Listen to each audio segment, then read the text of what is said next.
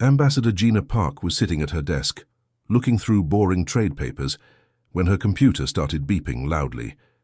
She looked up from the stack of documents about grain exports and mineral rights. The message that appeared on her screen made her heart skip a beat. The sender was the Vorthon Hegemon, one of the most powerful alien leaders in the galaxy. These crystal-like beings didn't send messages unless something was seriously wrong. Gina had only met them once before, and their towering glowing forms had made her feel like a tiny ant standing next to a skyscraper. "Attention, human representative," the message began in cold, formal language. "Humanity has 48 Earth hours to provide explanation for unauthorized gravitational weapon testing in your home system. Failure to comply will result in immediate trade sanctions and potential military intervention." Gina's hands started shaking as she read the words. Again, gravitational weapon testing. What were they talking about? Earth didn't have any weapons that could affect gravity. At least, that's what she thought until her mind suddenly connected the dots. Project Prometheus. She wasn't supposed to know about it, but being humanity's main diplomat meant she picked up whispers about classified projects. Something about dark matter research happening in secret labs back on Earth. The scientists had been very quiet about their work, and now she understood why. Her quarters felt suddenly small and cramped. Through the large window, she could see dozens of alien ships docked at the massive space station. Some belonged to friendly species who traded peacefully with humans. Others came from empires that barely tolerated humanity's presence in galactic politics. If the Council decided that Earth was building illegal weapons, those neutral relationships could turn hostile very quickly. Gina stood up and walked to the window, watching a group of 6-armed Alterian traders loading cargo containers. Just yesterday, they had been joking with her about human coffee being better than their traditional drinks. Would they still be friendly tomorrow if the Council branded humanity as dangerous weapon builders? She thought about her family back on Earth. Her younger brother Kyung worked as a teacher in Seoul, completely unaware that his sister was dealing with problems that could affect the entire human race. Her parents ran a small restaurant and worried more about their monthly bills than galactic politics. None of them had any idea that humanity might be on the edge of becoming enemies with powerful alien civilizations. The communication system in her quarters buzzed again. This time it was a message from the Nethys Collective, a group of gas cloud aliens who lived in the atmosphere of giant planets. Their message was shorter but just as threatening. Human activities detected. Explanation required. Time limit accepted. More messages started arriving.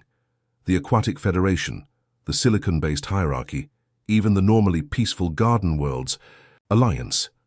Every major power in the galaxy had detected whatever Earth had been doing, and none of them were happy about it. Gina quickly activated her secure communication channel and sent an encrypted message to Dr. Minho Lee, the only scientist. She knew who might have answers about Project Prometheus.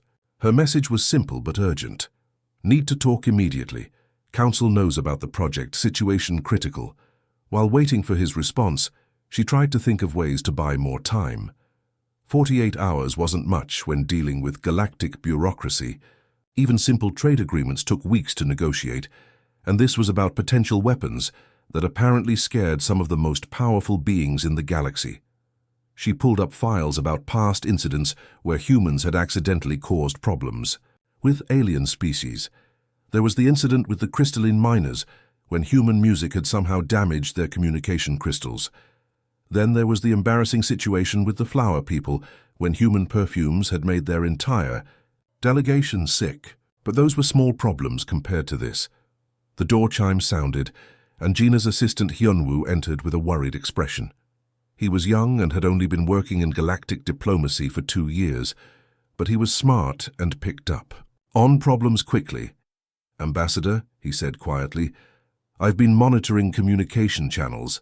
There's a lot of chatter about emergency council sessions and something about human weapons. The Vorthon delegation has requested additional security, and 3 different species have moved their ships to defensive positions." Gina nodded grimly. Word was already spreading, and the situation was getting worse by the hour. Whatever Project Prometheus really was, It had made humanity look like a threat to every major power in the galaxy.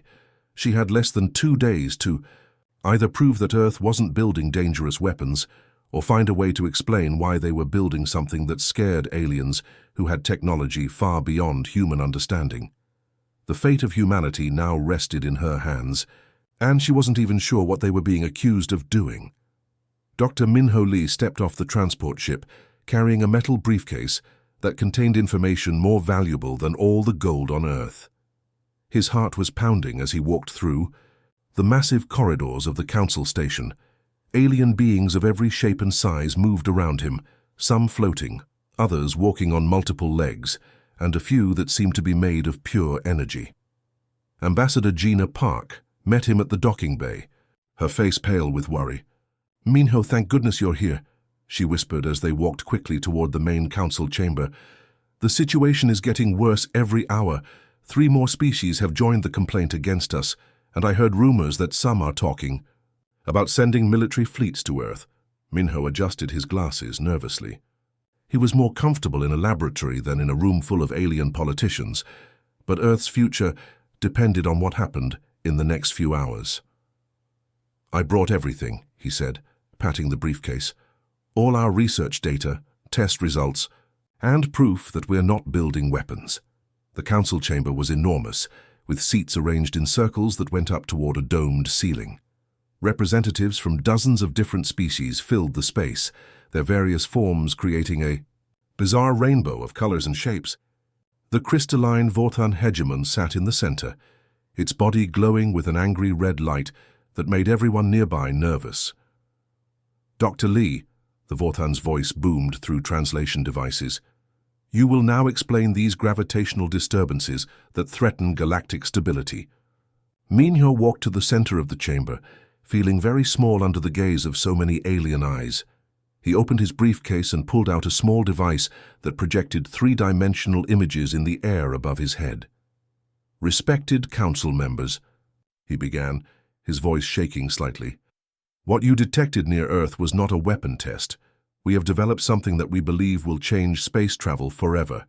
A holographic image appeared, showing the basic structure of an atom, then zoomed out to show larger and larger scales of the universe. For years, human scientists have been studying dark matter. This invisible substance makes up most of the universe, but we couldn't touch it or use it until now. Until the Nethys Collective, who looked like colorful clouds of gas floating in transparent containers, began swirling faster. Their translator crackled with static as they spoke. "Impossible. Dark matter manipulation requires technology beyond current, galactic capabilities. No species has achieved this." Minho smiled for the first time since arriving. "That's what we thought too, but humans think differently about physics than other species.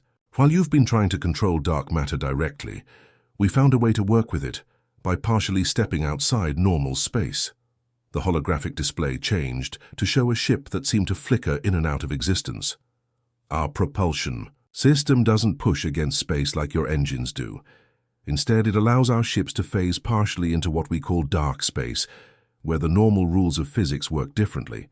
An representative from the silicon hierarchy, whose body looked like a walking crystal formation, stood up abruptly. "You claim to have broken the speed of light barrier. This violates known scientific principles." "Not broken," Minho corrected. "We found a way around it. When our ships are partially phased into dark space, they can move faster than light while still remaining connected to normal space. It's like taking a shortcut through a dimension that exists alongside our own." The demonstrations continued for an hour, with Minho showing mathematical equations that made even the most advanced alien scientists scratch their heads in confusion. The humans had somehow approached physics from an angle that no other species had ever considered. Suddenly, alarms began blaring throughout the station. Emergency lights flashed red, and automated voices announced in multiple languages, "Pirate attack in progress. Merchant convoy under assault in Sector 7. All available security forces. Respond immediately."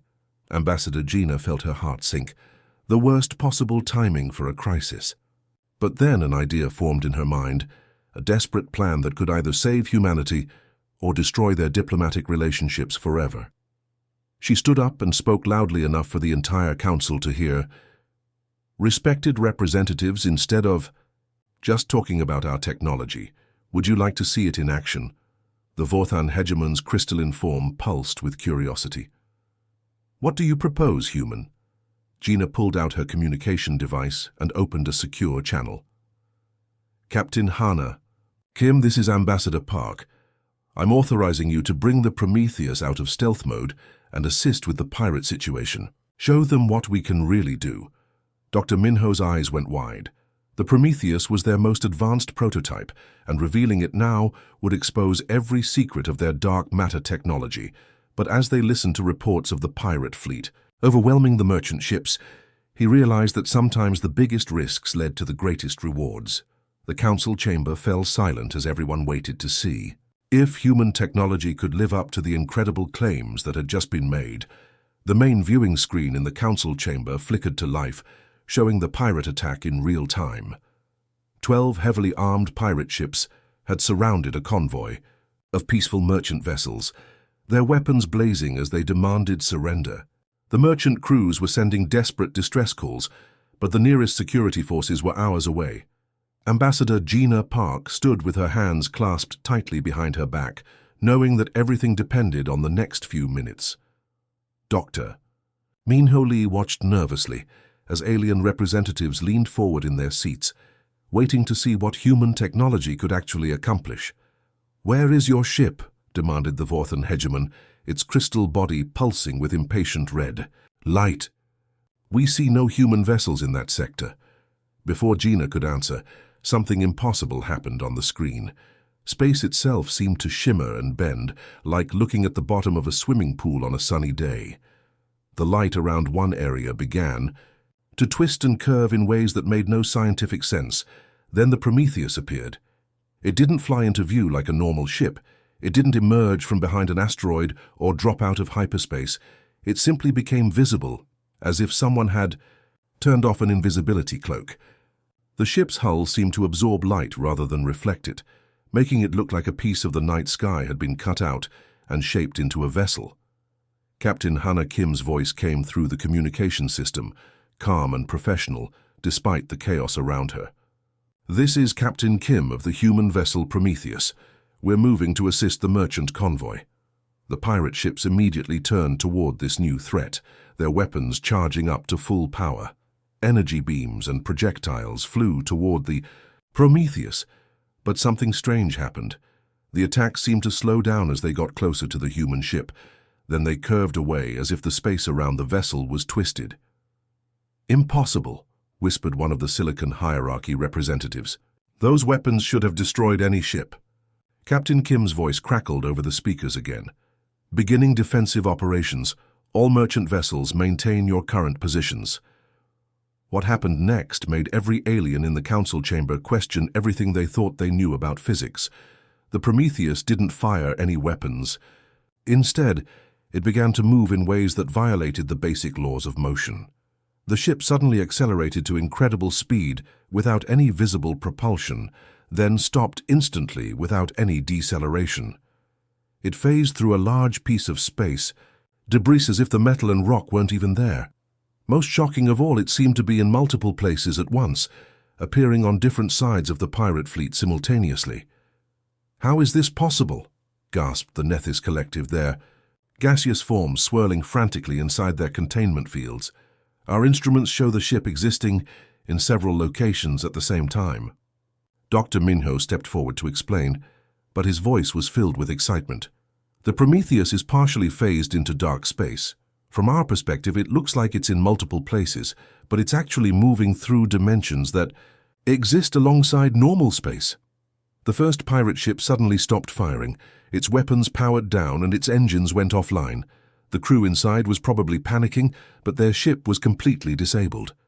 Then the second ship suffered the same fate, followed by the third.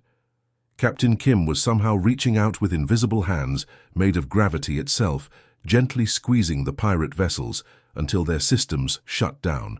She wasn't destroying them or hurting anyone inside. She was simply making it impossible for them to continue their attack. "We're detecting massive gravitational fluctuations around each disabled vessel. reported an Aquatic Federation representative, their tentacles dancing over their instruments. The human ship is creating localized gravity fields strong enough to interfere with electronic systems. The Vorthan hegemon's crystal body began to develop thin cracks as stress built up inside its structure. The sight of impossible technology was literally causing physical damage to the alien leader's form. "This cannot be real," it said, its voice distorting as the cracks spread. "No species has ever achieved such mastery over fundamental forces." One by one, all 12 pirate ships found themselves helplessly drifting in space, their crews unharmed, but their vessels completely powerless. The entire battle had lasted less than 10 minutes, and the human ship had won without firing a single shot. But the most amazing part was still to come. As the council watched in stunned silence, the Prometheus began to flicker like a candle. Flame. Parts of the ship became transparent, while other sections seemed to exist in a slightly different location than where they appeared to be.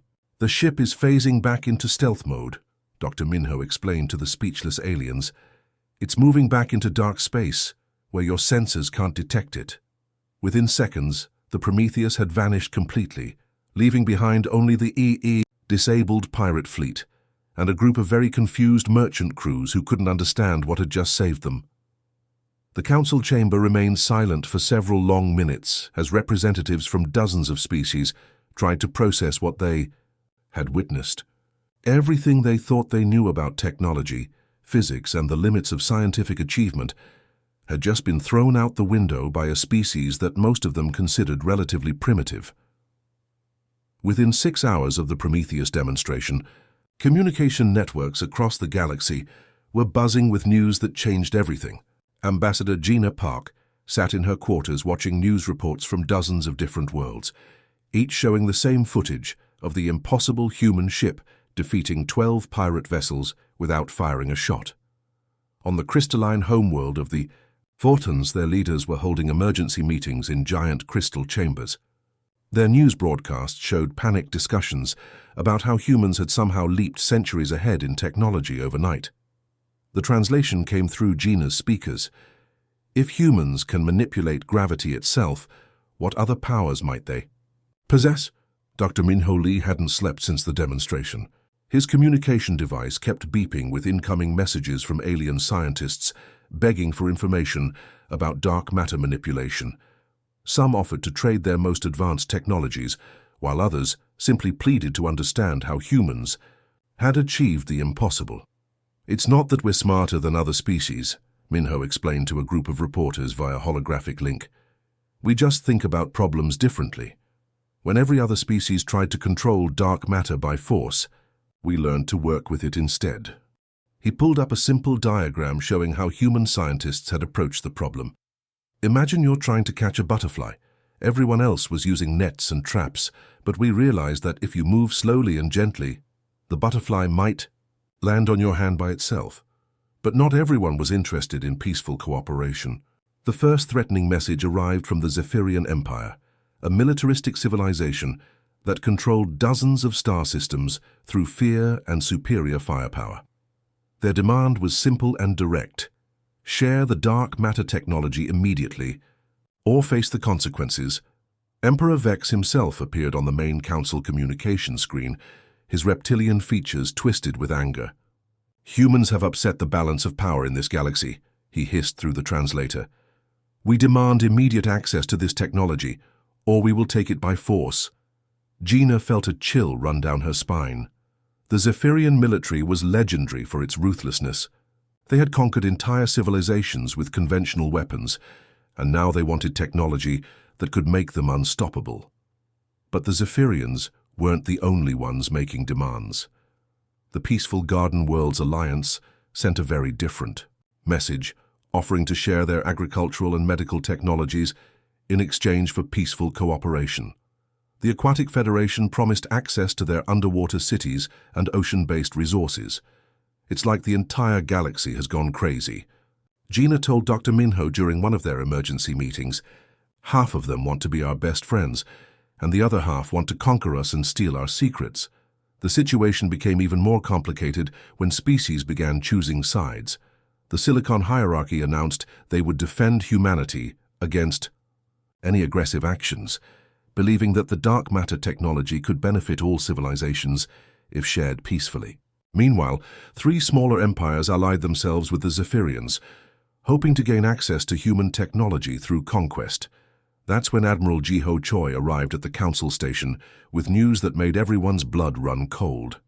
Earth's defense forces had been monitoring the situation, and they weren't going to wait around for alien empires to make the first move.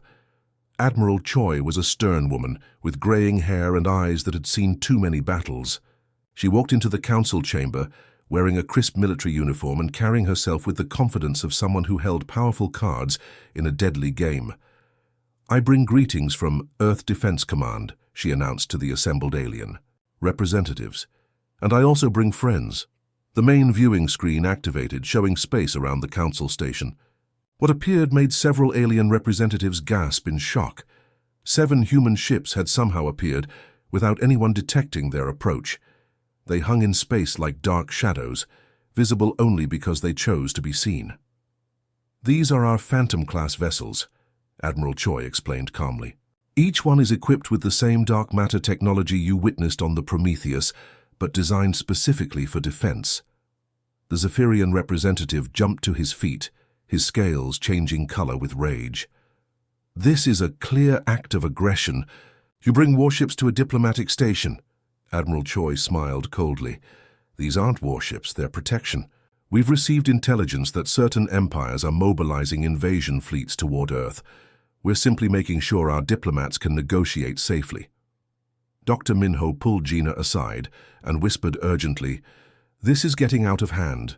We developed this technology to explore the universe, not to start wars." But it was too late to control the situation. Across the galaxy, military fleets were already moving.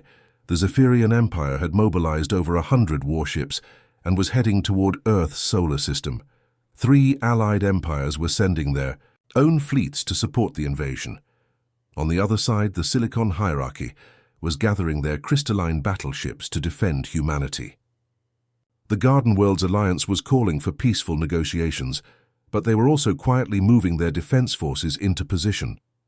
The Nethys Collective sent a message that made the scope of the crisis clear. Galaxy-wide conflict probability now exceeds 90%. All civilian traffic should avoid major hyperspace routes. As reports came in of fleets mobilizing across dozens of star systems, Gina realized that humanity's greatest achievement might also become the cause of the largest war in galactic history. The dark matter technology that was supposed to help humans explore the stars had instead turned them into the most important and dangerous species in the galaxy. The next few days would determine whether humanity became the galaxy's greatest ally or its most terrible enemy. The massive Zephyrian invasion fleet dropped out of hyperspace at the edge of Earth's solar system like a swarm of angry metal insects. Over 200 warships arranged themselves in attack formation, their weapons charging up to unleash destruction on humanity's homeworld. Emperor Vex had brought enough firepower to level entire continents. Admiral Jiho Choi stood on the bridge of the flagship Seoul, watching the enemy fleet approach on her tactical display. Around her, the crew worked quietly at their stations, but she could feel the tension in the air. This was the moment that would decide humanity's fate in the galaxy. "Admiral," reported Lieutenant Sunho from the sensor station, "the Zephyrian fleet is demanding our surrender. They're giving us 10 minutes to hand over all dark matter research or they'll open fire." Admiral Choi smiled grimly. "Tell them we decline their generous offer, and signal Captain Kim and Engineer Song. It's time to show these bullies what human ingenuity can really do." Captain Hana Kim received the message aboard the Prometheus, where she was working with Engineer Yoonbi Song to coordinate their small fleet of 12 dark matter ships. While the Zephyrians had brought overwhelming numbers, the humans had something far more valuable: technology that made conventional warfare obsolete. "Are you ready, Yoonbi?" Captain Kim asked as she settled into her command chair. Engineer Song nodded from her station, her fingers dancing over holographic controls that managed the ship's dark matter systems. "All ships report ready. The new gravity manipulation systems are online, and we've got full phase capability. What happened next became known as the Miracle of Sol. The 12 human ships didn't charge into battle like traditional warships. Instead, they seemed to dance through space, appearing and disappearing, like ghosts.